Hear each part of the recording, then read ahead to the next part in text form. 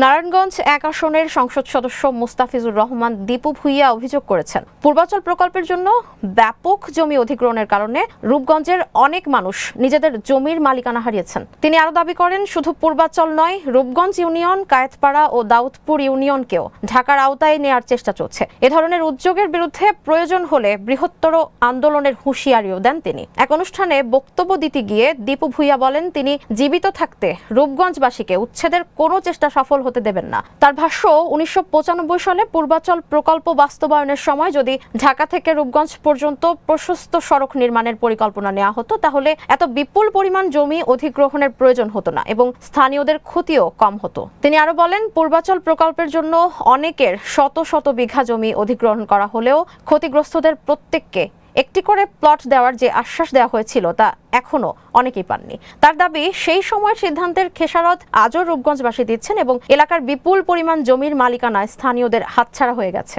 নিজের অবস্থান তুলে ধরে দীপু ভুঁইয়া বলেন, রূপগঞ্জবাসীর স্বার্থ রক্ষায় প্রয়োজনে জীবন দিতেও প্রস্তুত তিনি দাবি করেন, কোনো অন্যায় বা কারো অধিকার ক্ষুণ্ণ করেননি বলেই নির্ভয়ে চলাফেরা করেন এবং রূপগঞ্জবাসীর সমর্থনই তার সবচেয়ে বড় শক্তি।